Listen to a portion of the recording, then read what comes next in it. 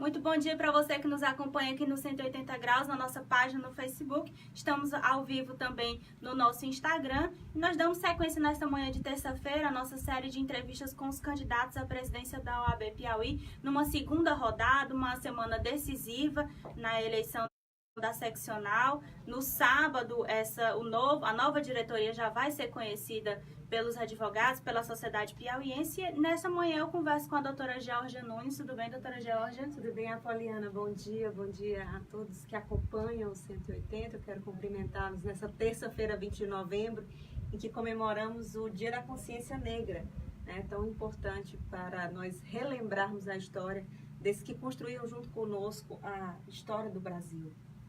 A doutora Georgia Nunes é candidata pela chapa Reage OAB, a chapa 3, não é? Isso. E a minha primeira pergunta, doutora Georgia, é o que a advocacia representa para a profissional Georgia Nunes?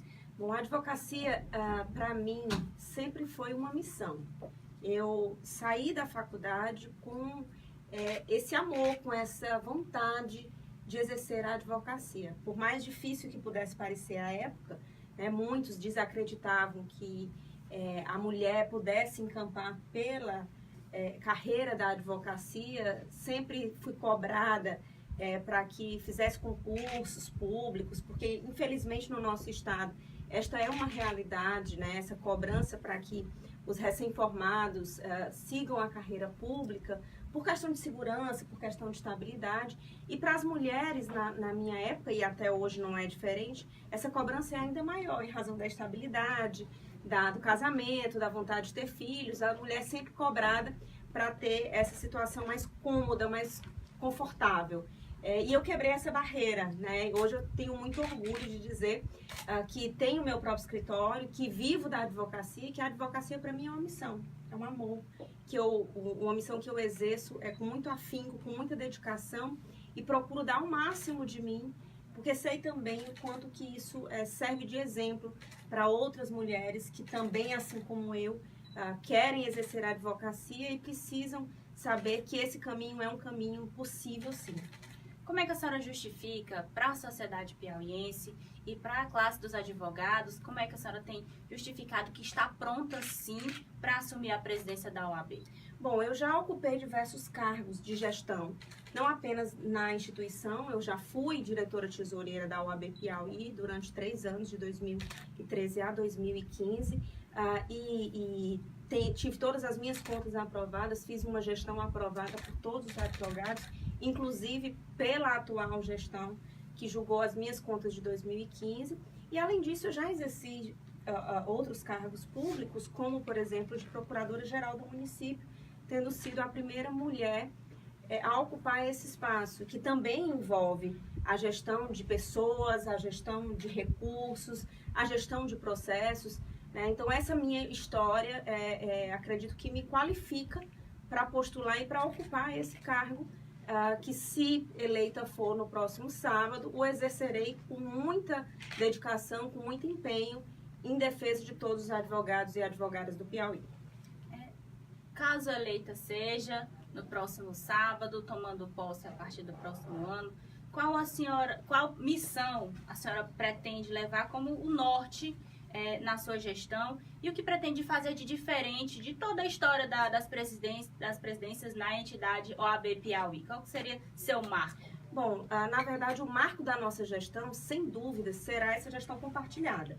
Nunca antes na história da OAB nós tivemos uma composição de conselho, uma composição de chapa com tanta pluralidade, com tanta diversidade, com homens, mulheres, advogados da capital, advogados do interior, advogados das mais diversas áreas do direito. Então eu tenho certeza que essa pluralidade, que essa horizontalidade da nossa chapa fará toda a diferença. Por si só, a imagem do nosso conselho já representa uma grande diferença. Mais do que isso, são advogados militantes. São pessoas que vivem da advocacia, que conhecem a advocacia e que, portanto, sabem quais são as demandas. E nos ajudarão nessa gestão que precisa se voltar exatamente para a advocacia. Nós precisamos resgatar primeiro a advocacia, o amor, né, essa paixão pelo exercício da nossa profissão, que está perdida, infelizmente, o respeito das demais instituições e da própria sociedade pela advocacia e pela OAB se perdeu nos últimos anos. Nós precisamos retomar isso.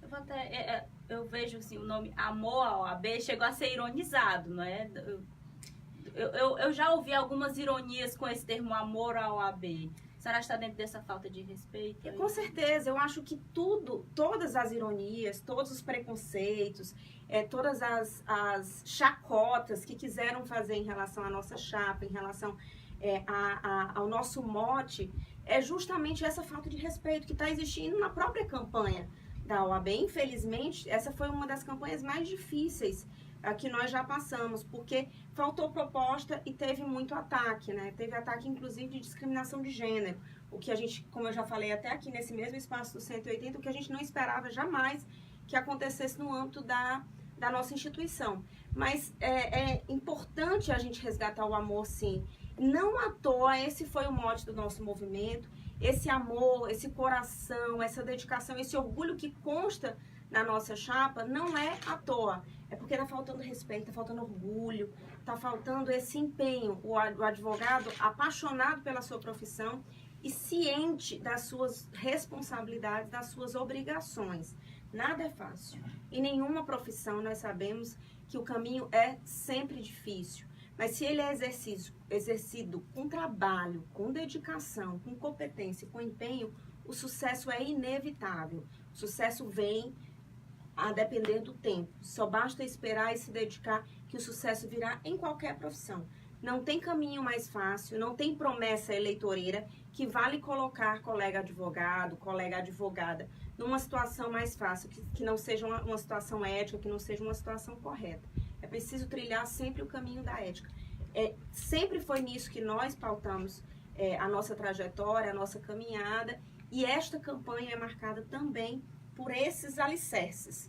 Ela está alicerçada na ética, ela está alicerçada no compromisso, no trabalho e no amor, acima de tudo.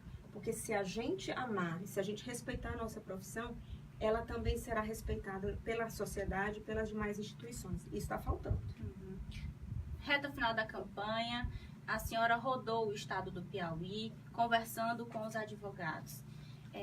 Ao final, já podemos considerar final, na reta final desse processo, qual que a senhora avalia hoje como o maior problema da advocacia piauiense? A falta de respeito às nossas prerrogativas. Nós estivemos de norte, desde Parnaíba até o extremo sul, em Correntes, visitando todas as subseções, conversando com todos os advogados. E a reclamação é exatamente a mesma. A violação da prerrogativa em todas as áreas, por todas as autoridades. Desde o policial, civil, militar, delegado, promotor, serventuário da justiça, magistrado, autoridade pública, toda e qualquer repartição pública, nós temos observado incidentes de violação de prerrogativas. Desde busca e apreensão, prisão de advogado, até as violações mais simples, mais corriqueiras, que por vezes passam como naturais, mas elas não são naturais. E elas só acontecem porque dia após dia a nossa OAB enfraqueceu, ela diminuiu, ela deixou de ocupar o papel de protagonismo. E com isso ela leva consigo, junto, toda a advocacia, cada um dos advogados, quando ele deixa de se sentir representado pela OAB, quando a OAB deixa de se insurgir com cada violação de prerrogativa, essas violações crescem. E foi o que nós percebemos nessas visitas no interior. O sentimento que nos move é o mesmo sentimento que move a advocacia de todo o estado do Piauí. Esse sentimento de revolta por essa omissão, por essa inércia que a nossa instituição patrocinou, realizou nos últimos 2 anos e 11 meses. E que nós precisamos afastar da história da nossa instituição e retomar o nosso caminho rumo ao respeito e ao protagonismo da OAB. Será bom não apenas para a advocacia, mas para a sociedade piauiense, que novamente será ouvida por meio da voz do cidadão, que é a Casa da Cidadania, que é a OAB. Mais do que nunca, o tema transparência está em voga na sociedade. A gente tem redes sociais. Hoje, cada dia é mais fácil você cobrar instituições e cobrar mandatários, cobrar chefes desses órgãos de instituições.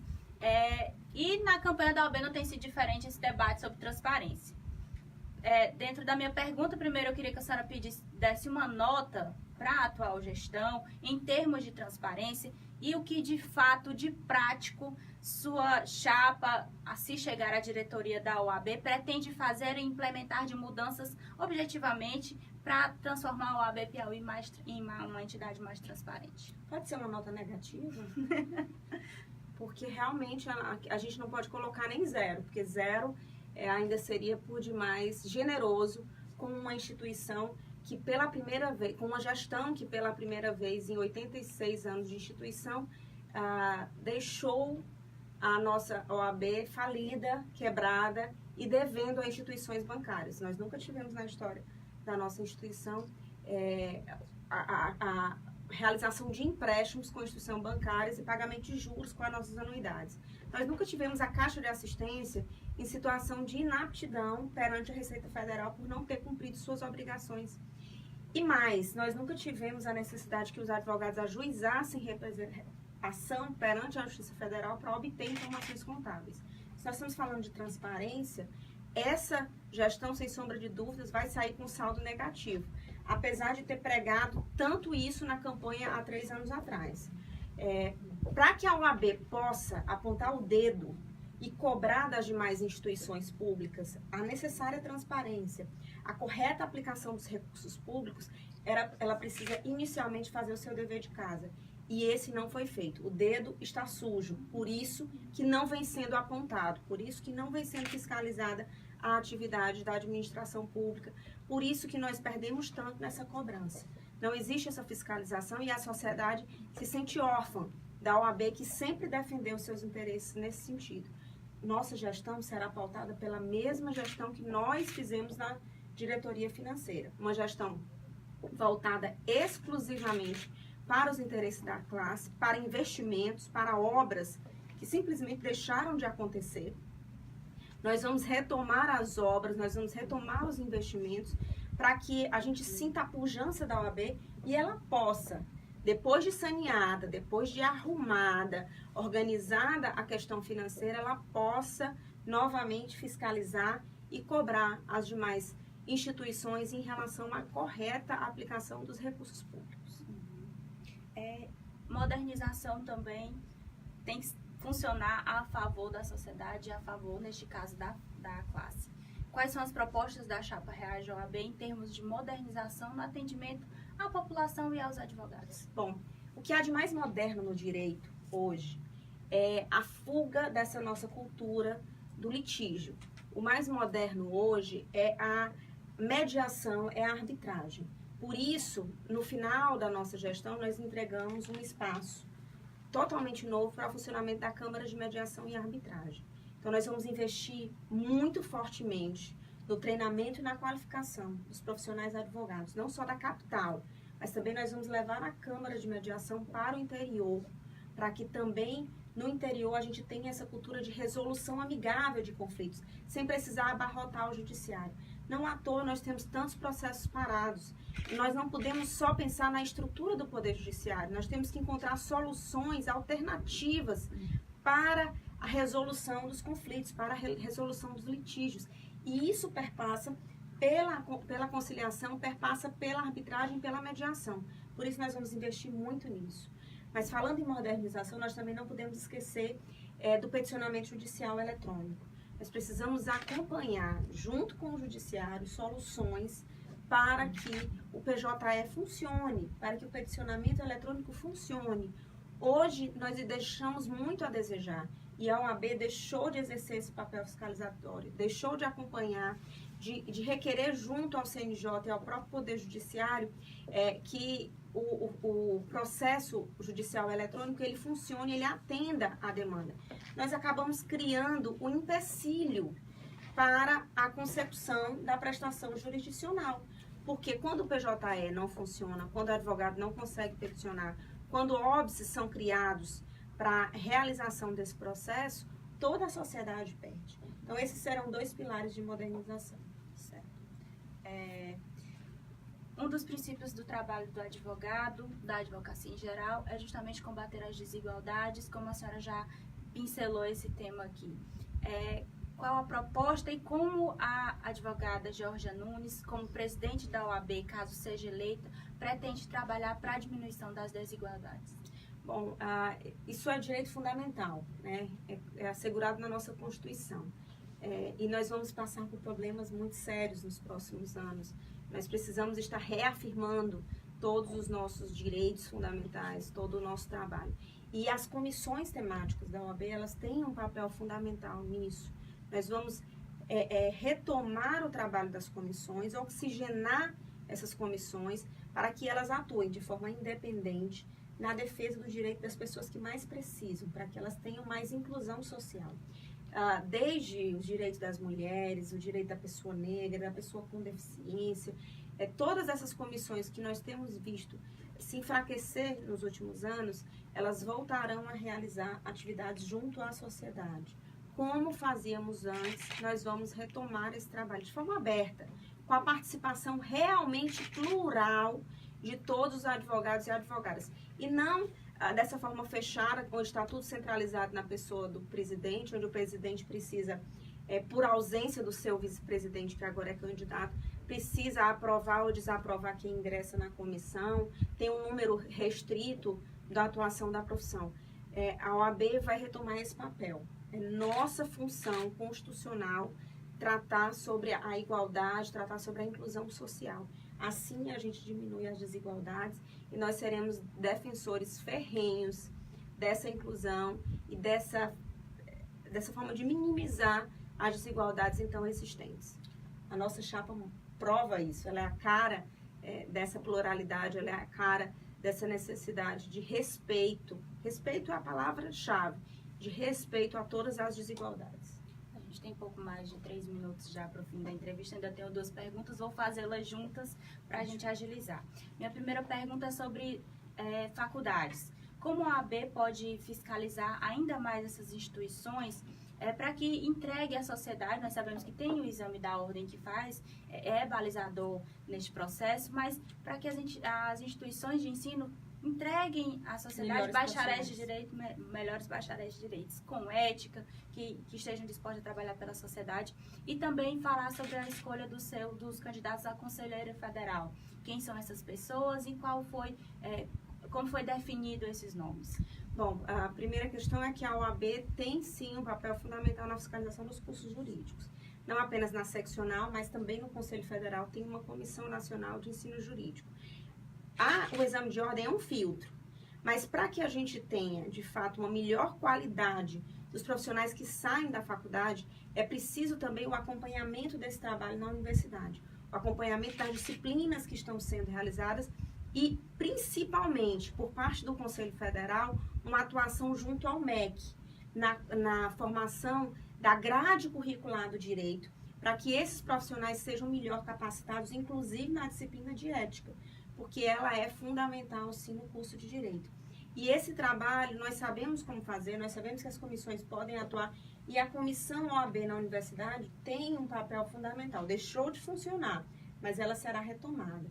E já que nós estamos falando de Conselho Federal, nós temos uma composição de Conselho Federal com advogado público, que conhece essa realidade, com advogado do interior, que será a voz do interior, homens e mulheres que atuam nas mais diversas áreas, e que já têm uma experiência de vida profissional que poderão nos representar no Conselho Federal, retomando o respeito que a advocacia piauiense já teve a nível nacional e que nós precisamos resgatar.